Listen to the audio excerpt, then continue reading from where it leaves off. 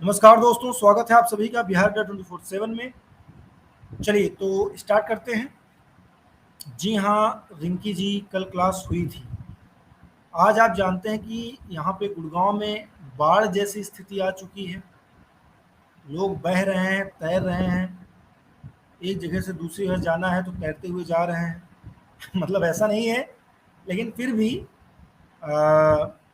काफ़ी जटिल स्थिति हो गई है। बहुत ज़्यादा बारिश हुई। हाँ, बाढ़ जैसी स्थिति है। रोड वगैरह एकदम लबालब भरे हुए हैं। मुझे लगा कि यार विलम्ब नहीं करना चाहिए, चलना चाहिए, अदरवाइज रात में फिर पता नहीं क्या हो, है ना। ऑडियो वगैरह सब बढ़िया है, मुझे पता है एकदम बढ़िया है, कोई दिक्कत है नहीं किसी को।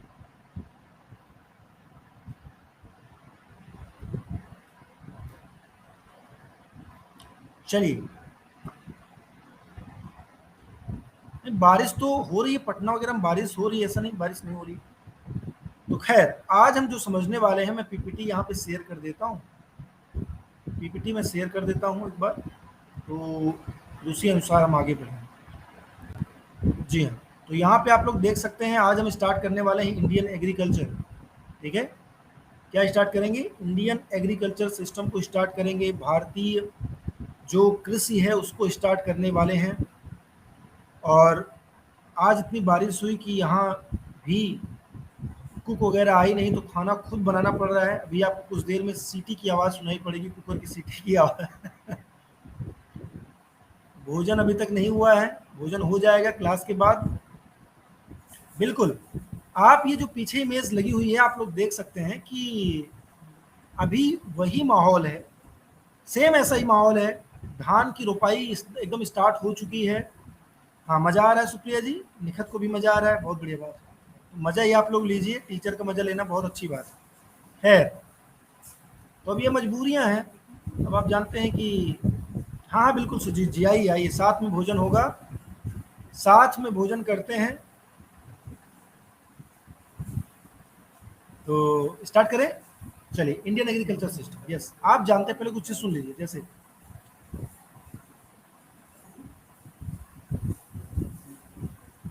अब देखिए यहाँ पर, चूंकि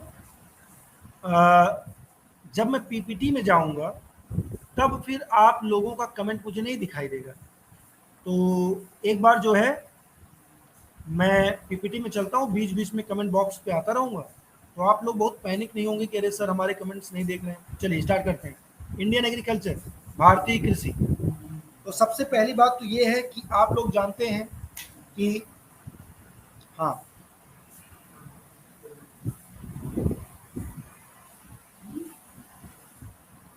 आप लोग जानते हैं दोस्तों कि जो हमारा भारत है, भारत एक कृषि प्रधान देश है ना। तो स्टार्ट करते हैं।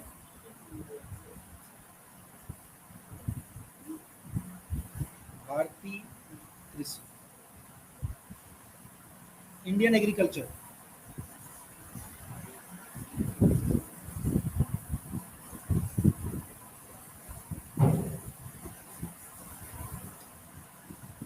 जैसा कि मैंने आप लोगों को बताया कि भारत जो है कृषि प्रधान प्रधान देश है। अच्छा, कृषि प्रधान का मतलब यहाँ पर क्या है? तो भारत एक कृषि प्रधान देश है। भारत एक कैसा देश है? एक कृषि प्रधान देश है।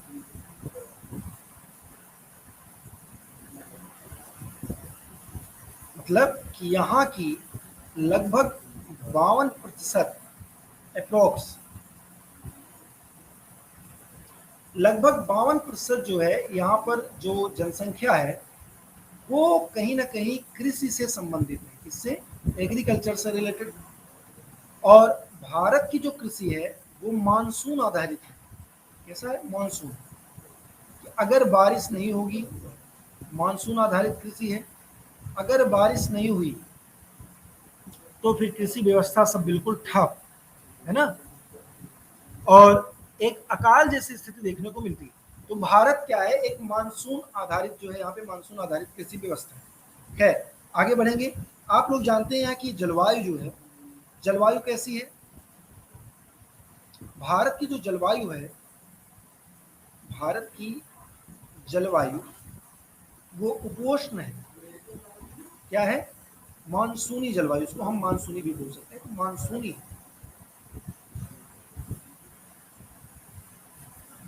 मानसूनी जलवायु, मानसूनी मतलब क्या कि यहाँ पर क्या है, आप जानते हैं कि यहाँ पर जैसे मान लीजिए हमारा प्यारा भारत, हमारा प्यारा भारत, अब भारत जो है यहाँ से गुजरात राजस्थान ऐसे होकर के आप जानते हैं 23 डिग्री, 23.5 डिग्री रेखा नॉर्थ अक्षांश रेखा, जिसको कर्क रेखा के नाम से भी जाना जाता है, अक्षांश रेखा जिसे हम ट्रॉपिक ऑफ कैंसर यानी कर्क रेखा कहते हैं। इसका मतलब है कि लगभग 30 डिग्री, जीरो से यहाँ से 0 डिग्री, 0 डिग्री, अब जीरो से यहाँ पर कहीं 30 डिग्री होगा, 30 डिग्री यहाँ पर, जीरो से 30 डिग्री मैंने आपको बताया कि ये कैसी जलवायु सिस्टम होता है, तो मानसूनी जलवायु। तो मानसूनी होने के नाते लगभग यहाँ तक उष्णकटिबंधीय जलवायु प्रदेश, जिसको हम मानसूनी जलवायु प्रदेश बोलते हैं, और इसके ऊपर जो है वो उपोष्णकटिबंधीय हो जाएगा। कैसा है? उपोष्णकटिबंधीय। इसलिए भारत की जो कृषि व्यवस्था है वो पूरी तरीके से किस पर आधारित है? मानसूनी जलवायु पर। एक बार मैं आप लोग कमेंट्स देख लेता हूँ जिससे कि थोड़ा कनेक्टिविटी बनी रहे, आप लोग बोलो। अच्छा, पूजा वॉचित क्या बोल रही है? जलवायु का क्या होगा? Voice not clear.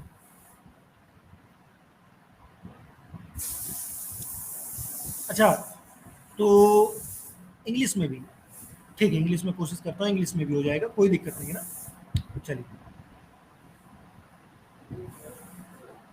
हाँ पूजा जी मैं समझ गया आप जो कहना चाहती हैं।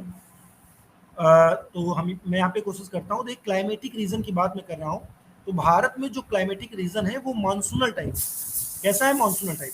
जैसे अगर मैं यहाँ पे वर्ल्ड क्लाइमेटिक रीजन की मैं बात करूँ, एक खाका मैं आप लोगों को दिखाऊं, अगर वर्ल्ड क्लाइमेटिक जोन, विश्व के जलवायु प्रदेश, जरा इसको समझिए। देखिए सिटी आ गई, मैंने कहा था विश्व के, हाँ जलवायु प्रदेश, कैसे जलवायु प्रदेश कहाँ पर पाए जाएंगे उसको थोड़ा समझिए। एक यहाँ पे आप लोग बनाएंगे फिगर ऐसे,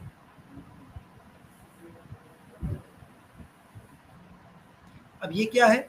मान लीजिए कि कोई महाद्वीप है, कंटिनेंट है, सपोज कीजिए कि ये कोई कंटिनेंट है, महाद्वीप, ठीक है ना, महाद्वीप है। अब ये है यहाँ पर 0 डिग्री, चलिए 0 डिग्री बनाएंगे साथ में तभी समझ में आएगा। ये 30 डिग्री हो जाएगा, ये है 45 डिग्री, ये हो जाएगा 60 डिग्री, एंड ये हो जाएगा 90 डिग्री। तो कोई भी महाद्वीप हो, तो अगर हम यहाँ पे क्लाइमेटिक रीजन की मैं बात करूँ तो यहाँ पे एक ऐसे लाइन और खींच लीजिएगा आप लोग।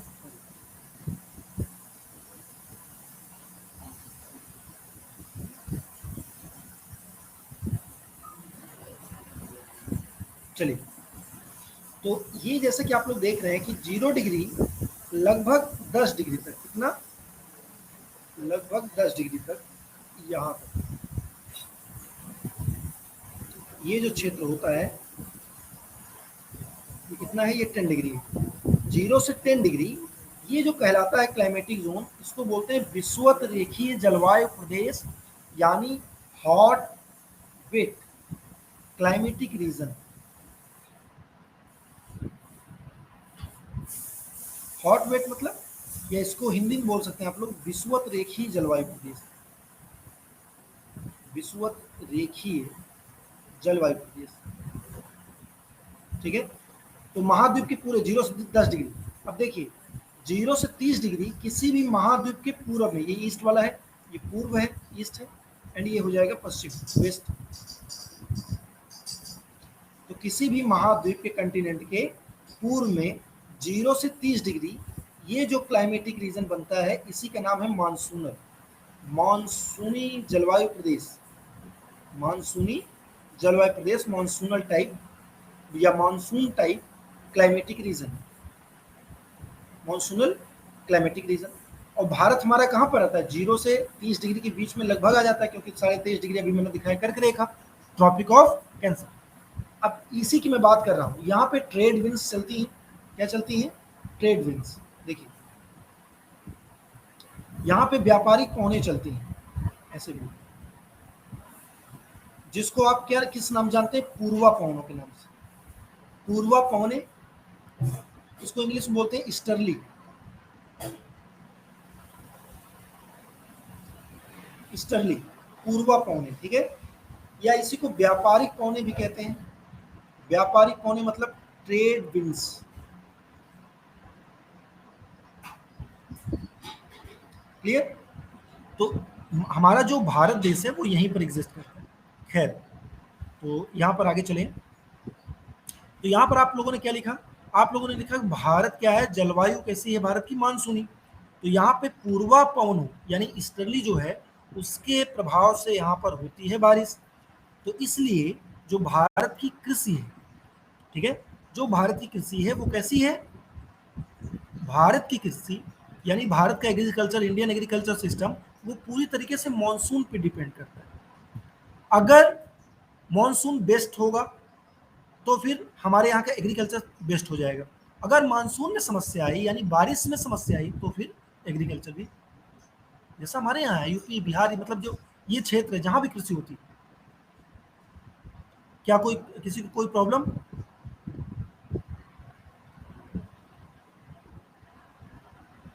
मैं समझा नहीं, पूजा जी क्या कहना चाहती हैं? किसी कोई समस्या है? पूजा जी समझ में आ रहा है? अब सही है?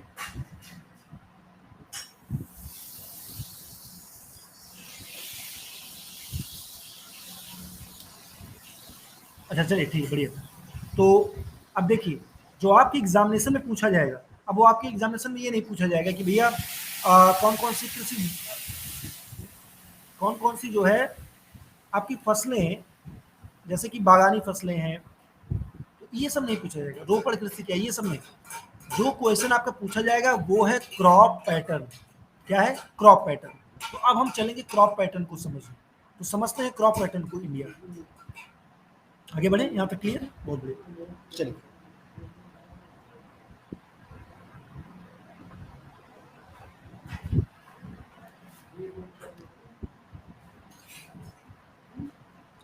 तो हेडिंग डालेंगे फसल पैटर्न या क्रॉप पैटर्न। हेडिंग डालेंगे फसल प्रारूप। फसल प्रारूप हिंदी वाले लिखें, इंग्लिश में लिखेंगे क्रॉप पैटर्न। भारत में क्या क्रॉप पैटर्न पाया जाता है? अगर हम भारत के क्रॉप पैटर्न की बात करेंगे दोस्तों, तो तीन प्रकार के, कितने प्रकार के? तीन प्रकार के यहाँ पे क्रॉप पैटर्न देखने को मिलते हैं। जैसे, नोट करेंगे, ये इंपॉर्टेंट हो जाएगा। तो तीन प्रकार के क्रॉप पैटर्न यहाँ पर आपके हो जाएंगे। सबसे पहला हो जाएगा आपका रबी क्रॉप्स, यानी रबी की फसलें। रबी फसलें,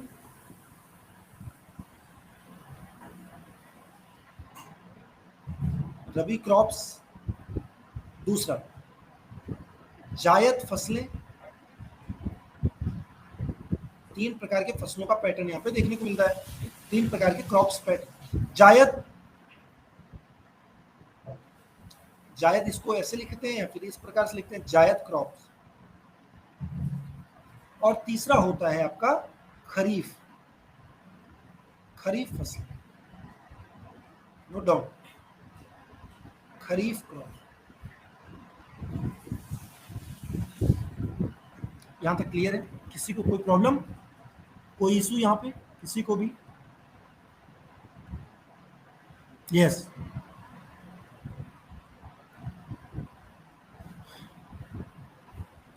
रत्ना वर्मा नीतू जी, क्लियर है यहाँ पे? चलिए, अब यहाँ पे हम लोग थोड़ा सा इस प्रकार से बनाएंगे। अच्छा, यहाँ पे मुझे लगता है कि यहाँ पे कैमरा मुझे ऑफ करना पड़ेगा दोस्तों, क्योंकि जब मैं उसमें लिखवाऊंगा तो हो सकता है कि मेरे इमेज के पीछे कुछ चीज़ें चली जाएं, तो जिससे कि आपको थोड़ा सा प्रॉब्लम हो सकती है। तो यहाँ पे मैं थोड़ी देर के लिए कैमरा ऑफ करता हूँ।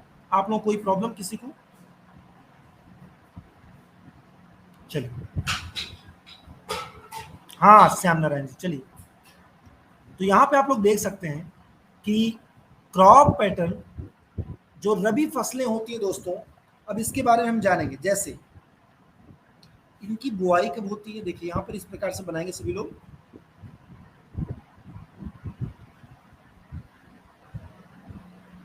बुआई,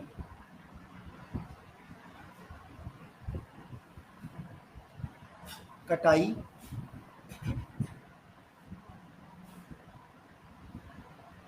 और प्रमुख फसलें, इंपॉर्टेंट क्रॉप्स कौन कौन सी हैं, प्रमुख फसलें,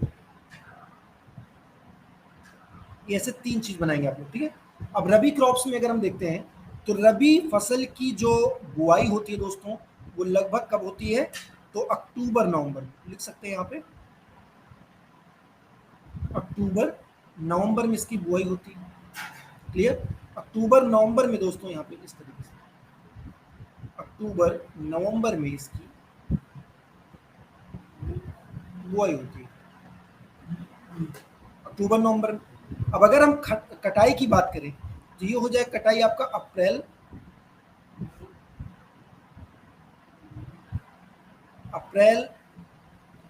मार्च अप्रैल में, या इसको ऐसे कर लीजिए, सॉरी यहाँ पे मार्च अप्रैल कर लीजिए,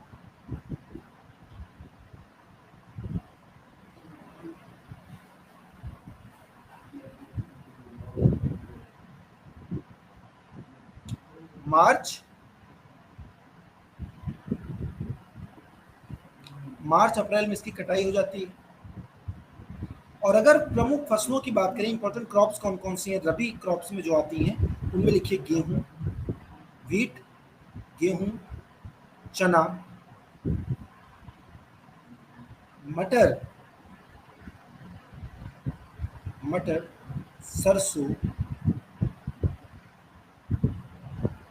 सरसों आदि एक्सेट्रा।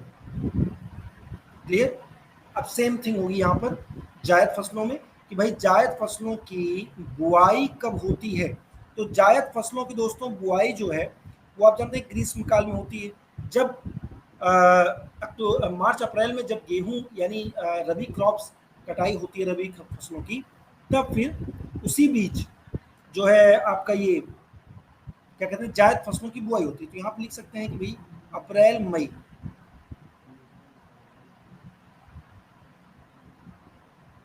अप्रैल मई में इसकी बुआई होती है। कटाई इसकी होती है जून में कटाई हो जाती है। प्रमुख फसलों में लिख लीजिए जैसे ककड़ी, तरबूज, मूंग, उड़द आदि, ये जायद फसलों में आ जाएगा। क्लियर। और अब है खरीफ फसलों की बारी। तो खरीफ फसलों की बुआई दोस्तों ये होती है लगभग जून जुलाई में। कब होती है, जून जुलाई। तो यहाँ पे लिख सकते हैं जून जुलाई बुआई होती है, जैसे अभी चल रहा है, अभी जैसे चल रहा है।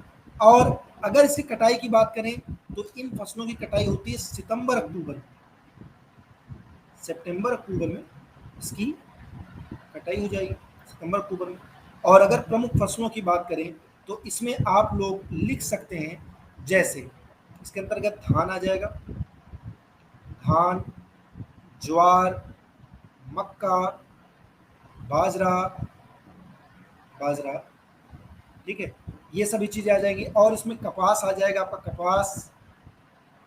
कपास कॉटन यानी, ठीक है। और क्या आ सकता है, सोचिए कुछ, जैसे तंबाकू भी आ जाएगा, तंबाकू आदि एक्सेट्रा, इसको लिख लेंगे।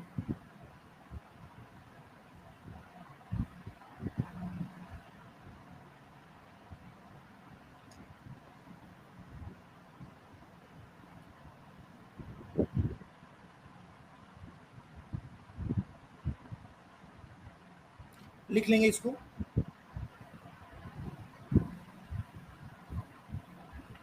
डन प्रिंस,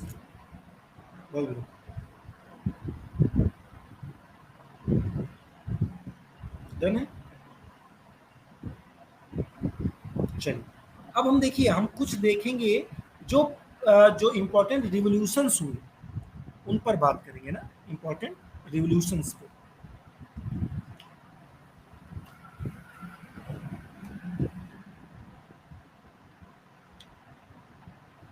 यहाँ पे इसको मैं मिटा देता हूँ, इसको मैं मिटा देता हूँ।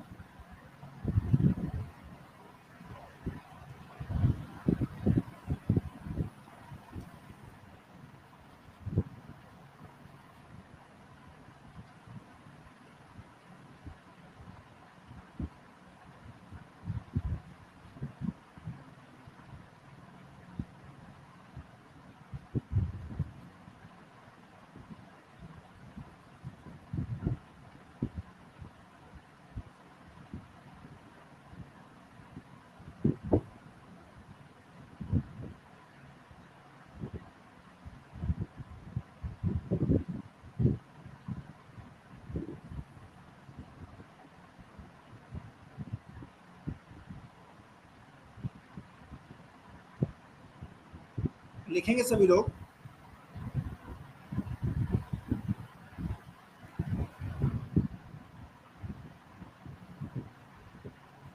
चलिए,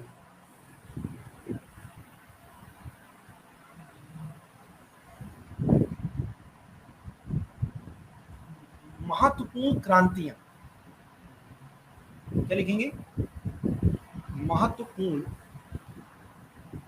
क्रांतियां, इंपॉर्टेंट रिवॉल्यूशंस, इंपॉर्टेंट रिवॉल्यूशंस। अब आप लोग भी बताते रहेंगे, मैं भी लिखता रहूंगा, ठीक है। अब यहाँ पे मैं कैमरा ऑन कर लेता हूँ,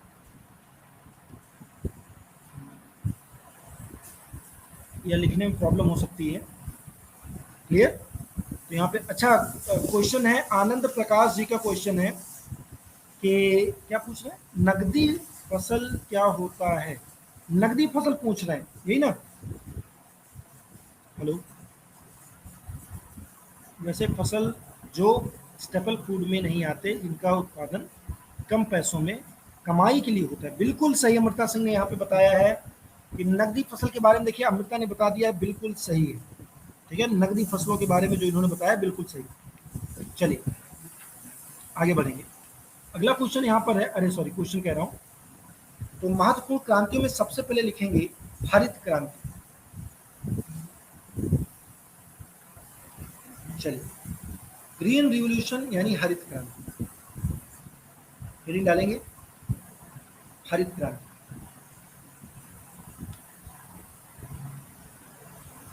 विश्व में वर्ल्ड लेवल पर अगर हम बात करें इसके फादर के, जनक के, विश्व में जनक, और यहाँ पे लिखिए भारत में जनक, यानी इसके father of green revolution, father of green revolution world wide कौन था?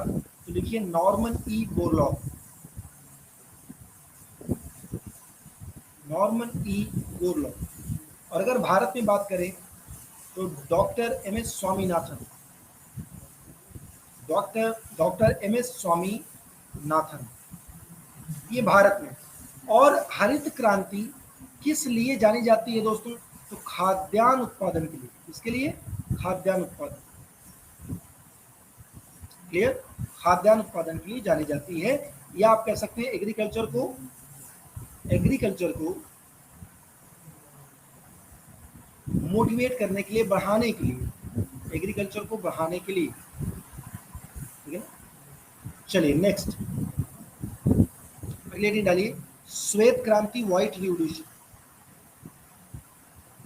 श्वेत क्रांति, व्हाइट रिवॉल्यूशन, इसके जनक कौन है? तो इसके जनक भारत में भी है, भारत में ही है, जिनका नाम है डॉक्टर वर्गीस कुरियन। डॉक्टर वर्गीस कुरियन भारत में जनक है। और यह किससे संबंधित है? तो दुग्ध उत्पादन से। किससे? मिल्क प्रोडक्शन से संबंधित है दोस्तों, दुग्ध उत्पादन से संबंधित है। सेम ऐसे ही नीली क्रांति, ब्लू रिवॉल्यूशन, नीली क्रांति किसके उत्पादन से संबंधित है? तो मत्स्य उत्पादन से, फिशरीज से संबंधित है। इससे फिशरीज से संबंधित है नीली क्रांति। अगर बात करेंगे पीली क्रांति की, येलो रिवॉल्यूशन की, तो ये तिलहन से संबंधित है। किससे संबंधित है? तिलहन, नोट करेंगे,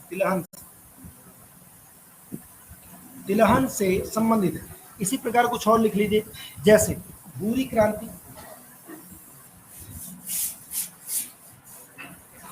भूरी क्रांति भूरी क्रांति किससे संबंधित दोस्तों? ऊन उत्पादन से। इससे ऊन उत्पादन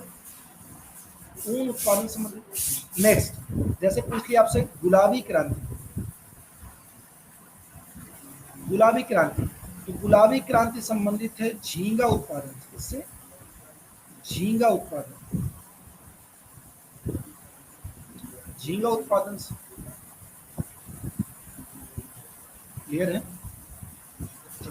तो ये कुछ क्रांतियां हैं, इंपॉर्टेंट रिवोल्यूशंस हैं, इनको आप लोग बिल्कुल अच्छे से देख लेंगे। थोड़ा सा यहाँ पे स्पेस छोड़ देंगे आप लोग दोस्तों, थोड़ा स्पेस छोड़ देंगे, जिससे कि आप लोग और भी कुछ जो क्रांतियां रिवोल्यूशंस हैं उनको आप यहाँ पे एड ऑन कर पाए।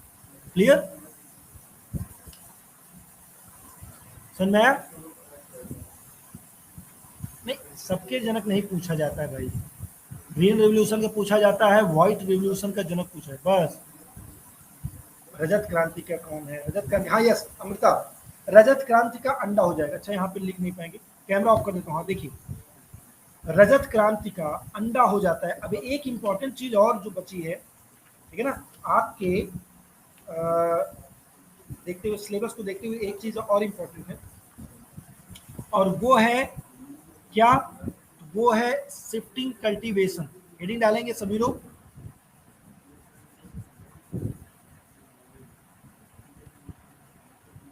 शिफ्टिंग कल्टीवेशन,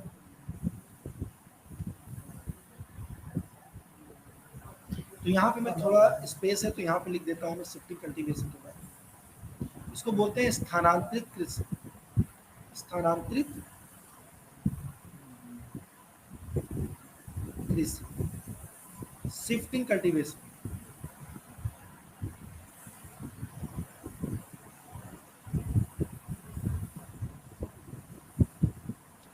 आप जानते हैं स्थानांतरित कृषि, पहले समझ लीजिए, यह जो है भारत में खास तौर पर पूर्वोत्तर भारत में बहुत ज्यादा प्रसिद्ध है। कहाँ पर? पूर्वोत्तर भारत में, नॉर्थ ईस्ट में। पूर्वोत्तर भारत में बहुत फेमस है, जहां पर इसे झूम कृषि के नाम से जाना जाता है। झूम कृषि के नाम से जाना जाता है। इसके अगर आप बात करेंगे तो इसमें क्या होता है, इसमें वनस्पतियों को, पेड़ पौधों को सबसे पहले काट करके उसकी पत्तियों को, घास फूस को सुखा करके वहां पर खेती करते हैं, और तब तक खेती करते हैं जब तक कि उसके मिट्टी में उर्वरता यानी ज्यादा प्रोडक्शन करने की क्षमता होती है। और जैसे ही वह मिट्टी बैरन हो जाती है, बंजर हो जाती है, तो उसको छोड़ करके कहीं और फिर यही प्रक्रम करते हैं। इससे न केवल हमारे इन्वायरमेंट को प्रभाव पड़ता है, इन्वायरमेंट प्रभावित होता है, बल्कि हमारा बायोडाइवर्सिटी भी उस पर भी इम्पैक्ट पड़ता है। जैव विविधता भी हमारी कमजोर होती है, कमी आती है उसमें। ठीक है, जब हम वनस्पतियों का, पेड़ पौधों का, इसका क्या करते हैं, नाश करते हैं, विनाश करते हैं, इन्हें काटते हैं, तो सीधे तौर पर हमारा प्रभावित होता है बायोडाइवर्सिटी। क्लियर है? तो ये है स्थानांतरित कृषि, जिसके बारे में थोड़ा सा आप लोगों को जानना चाहिए। चलिए, यहां पर सब लोग नोट कर लिए हैं? कोई दिक्कत, किसी कोई डाउट?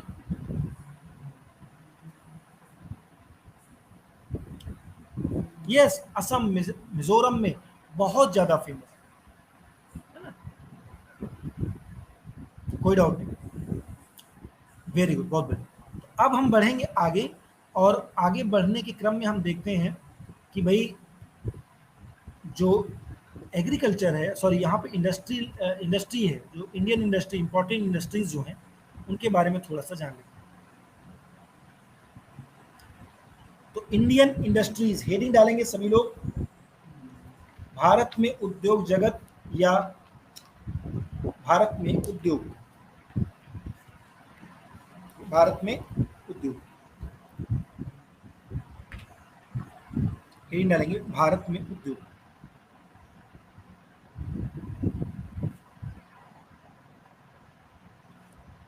चलिए देखिए, अगर मैं इंडस्ट्री की बात करूं दोस्तों, तो सबसे पहली इंडस्ट्री तो शुरुआत हो गई थी, यहां पर लिखी, भारत में उद्योग, भारत की प्रमुख उद्योग,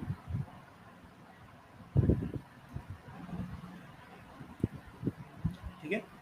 तो जैसा कि मैंने कहा यहाँ पर कि भारत में अगर इंडस्ट्रीज की बात करें तो इसकी शुरुआत जो है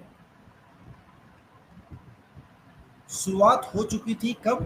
तो ये शुरुआत हुई थी दोस्तों लगभग 1854 में, या इससे पहले 1817 में सबसे पहले सूती वस्त्र उद्योग, टेक्सटाइल इंडस्ट्री, सूती वस्त्र उद्योग जिसे इंग्लिश में टेक्सटाइल बोलते हैं, टेक्सटाइल इंडस्ट्री की शुरुआत हुई।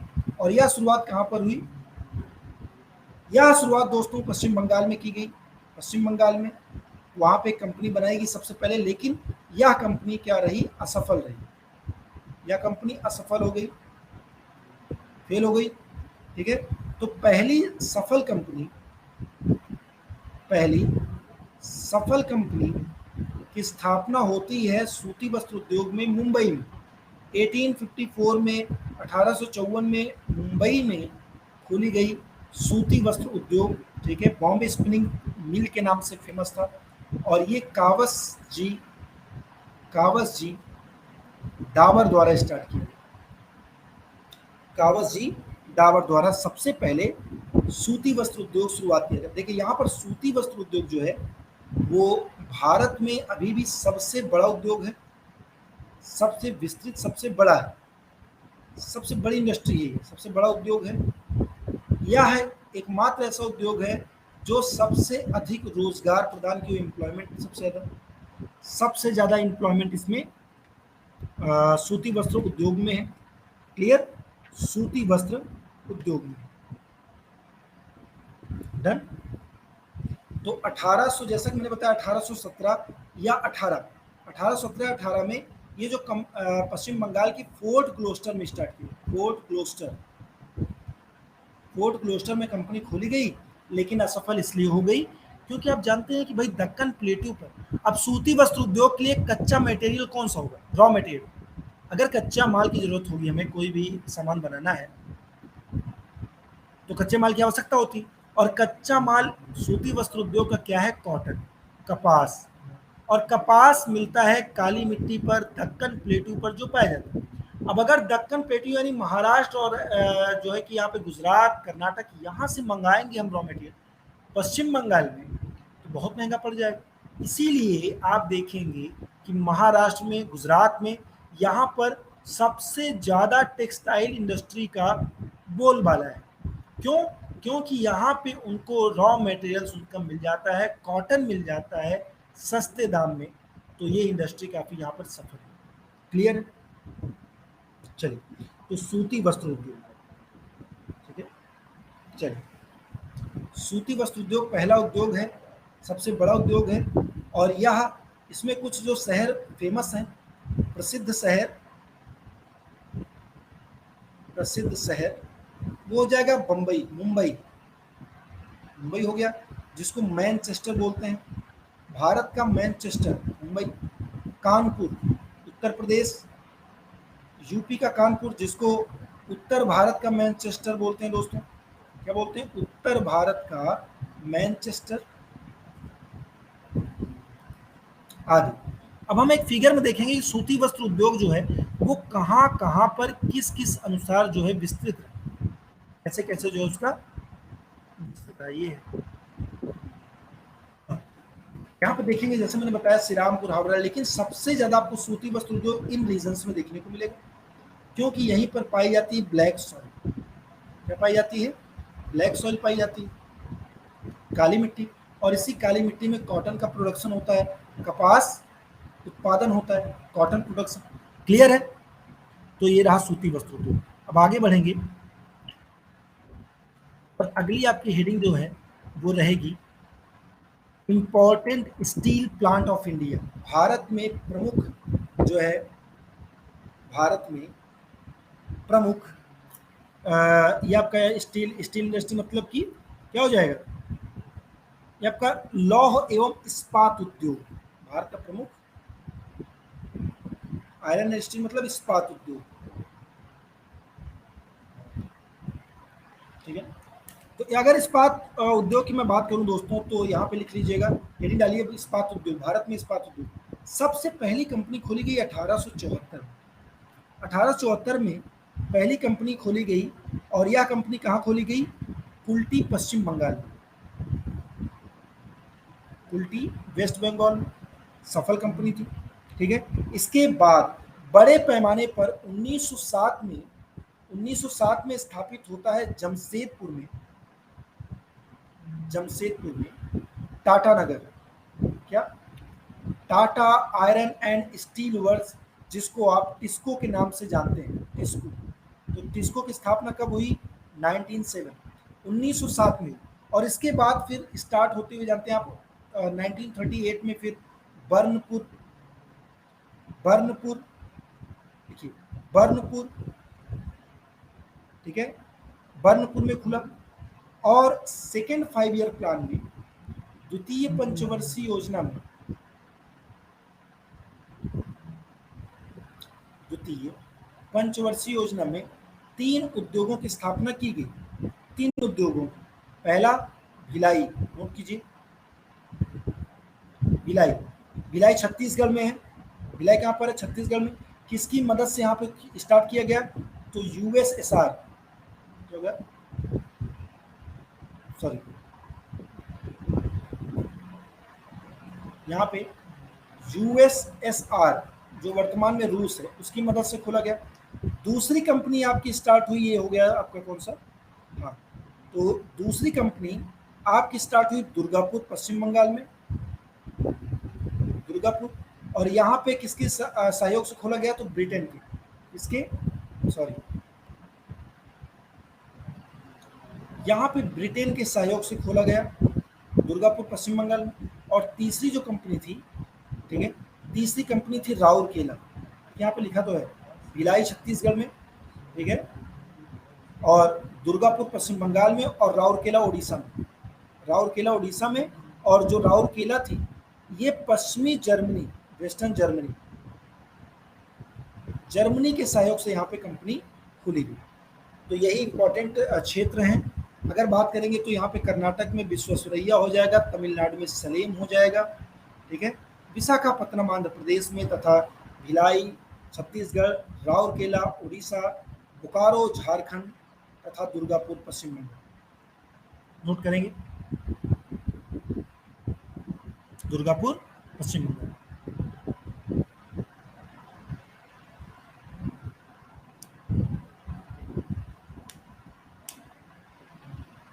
समझ नहीं आ रहा सुमन जी? देखिए यहाँ पे मैं आपको बता रहा हूँ, सिर्फ कुछ चीजें आपको समझना है। जैसे धीरज जी सुनिए, अच्छा यहाँ पे कुछ लोग ने कमेंट किया है कि क्लीन राइट सर। समझिए मनोज जी, 1874 में पहला पॉइंट लिखेंगे, 1874 में भारत में पहला इस्पात उद्योग खोला गया, कुल्टी, कुल्टी पश्चिम बंगाल में।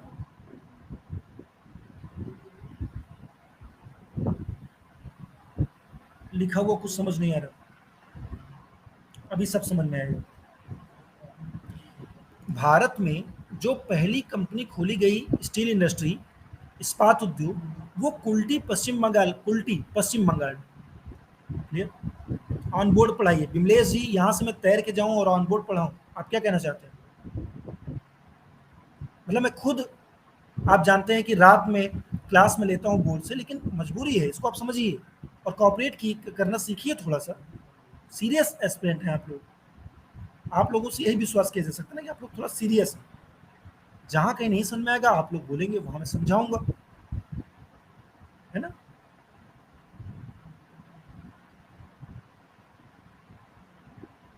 यस, निखत रहमान, कुल्टी पश्चिम बंगाल। ऐसे क्यों पढ़ाते हैं विमलेश जी? थोड़ा आप पढ़ा दीजिए एक दिन यार, मैं चाहता हूँ कि आप थोड़ा सा पढ़ा दीजिए तो थोड़ा सा बढ़िया रहेगा। क्या कहते हैं? नहीं नहीं नहीं, मैं चैट ऑफ नहीं करता हूँ, पूरी ट्रांसपेरेंसी बनी रहनी चाहिए क्लास में, कौन क्या बोल रहा है आप लोग भी जानिए, ठीक है, जरूरी। अनंत जी, तो पहली कंपनी 1874 में खोली गई, कहाँ पर? कुल्टी पश्चिम बंगाल। और उसके बाद फिर 1907 में जो जमशेदपुर है, जिसको टाटा नगर के नाम से जानते हैं, जमशेदपुर की स्थापना हुई। और वहीं जमशेदपुर में ही TISCO, Tata iron steel company, Tata iron and steel company खोली गई, टिस्को, जमशेदपुर। आज के लिए इतना ही सर। यस, भारत का अगर बात करें मैनचेस्टर की, तो अहमदाबाद है, गुजरात का अहमदाबाद है। मुंबई फैशन सिटी के नाम से जाना जाता है, या भारत का काटनोपोलिस के नाम से मुंबई सिटी। चलिए, उसके बाद पश्चिम बंगाल में ही बर्नपुर है, बर्नपुर।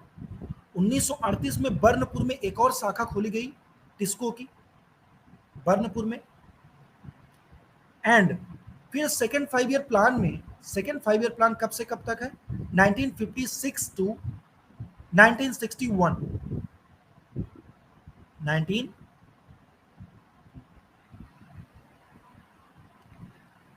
निखत रहमान 1938, बिल्कुल सही, 1938 बर्नपुर है। 1956 से 1956 से लेकर के 61 तक ये आपका द्वितीय पंचवर्षीय योजना चलती है। और द्वितीय पंचवर्षीय योजना किस पर आधारित थी? इकोनॉमिक्स पढ़ा होगा आप लोगों ने। द्वितीय पंचवर्षीय योजना दोस्तों आधारित थी पीसी महालनोबिस मॉडल पर, पीसी महालनोबिस। और उनका यही कहना था कि भैया उद्योगों को बढ़ाना है, उद्योगों की स्थापना करनी है। उद्योगों की स्थापना होगी तो हमारा जीडीपी बढ़ेगा, प्रोडक्शन बढ़ेगा, एम्प्लॉयमेंट बढ़ेगा। क्लियर? तो उसी को ध्यान में रखते हुए भिलाई में रूस के सहयोग से सोवियत संघ, पूर्व सोवियत संघ, दुर्गापुर पश्चिम बंगाल, भिलाई छत्तीसगढ़ में, दुर्गापुर पश्चिम बंगाल में ब्रिटेन के सहयोग से, तथा राउरकेला ओडिशा में तीसरी, ये 3 उद्योग खोले गए, स्टील कंपनी खोली गई, बोकारो, दुर्गापुर और राउरकेला। राउरकेला में जो कंपनी खोली गई वो जर्मनी के सहयोग से खोली गई। बस इतना ही। तो जो भारत में इंपॉर्टेंट स्टील प्लांट्स हैं वो कहाँ कहाँ पर है? दुर्गापुर हो जाएगा पश्चिम बंगाल, बर्नपुर पश्चिम बंगाल, बोकारो झारखंड, भिलाई छत्तीसगढ़, राउरकेला उड़ीसा, विश्वेश्वरैया कर्नाटक, सलेम तमिलनाडु। यही इंपॉर्टेंट जीडीपी क्या होता है इरफान कल बता देंगे ना, इरफान आलम जी, कल मैं बता दूंगा। कल आप पूछेगा वाईटी सेशन में या फिर उसमें, तो अच्छे से बता दूंगा, आज समय कम। चलिए, तो आज चूंकि यहीं तक हो, आप लोगों को थोड़ी समस्या हो रही है, उसको मैं भी ध्यान में रखता हूँ। हालांकि आज मेरा ये था कि कम से कम नहीं, इम्पोर्टेंट रत्न वर्मा जी, नहीं राहुल सिंह जी, इम्पोर्टेंट इंडस्ट्रीज की बात हो रही है जो आपके क्वेश्चन में पूछा जाएगा, है ना, उसकी बात है। नींद आने लगी है, तो चलिए, मुझे भी भूख लग गई बहुत ज़्यादा, खाना बन करके तैयार हो गया है, अब एंड करते हैं। एक बार मैं ये पीडीएफ आप लोगों को अपलोड कर दूंगा आफ्टर क्लास, जा करके आप लोग देख लीजिएगा, और उसके बाद ठीक है, चलिए सो जाइए आप लोग। गुड नाइट आप सभी को दोस्तों, शुभ रात्रि। ठीक है, थोड़ा सा शांति मन से, अब मैं सुबह से पढ़ा रहा हूँ, मैं बहुत इरिटेट हो सकता हूँ, चिड़चिड़ा हो सकता हूँ, लेकिन थोड़ा सा पेशेंस, धैर्य बनाकर रखिए, सब बढ़िया हो जाएगा, डोंट वरी। ठीक है, चलिए धन्यवाद, थैंक यू सो मच, जय हिंद जय भारत, मिलते हैं। हाँ यस अनंत, बिल्कुल। गुड नाइट आप सभी को, शुभ रात्रि आप सभी को, थैंक यू सो मच।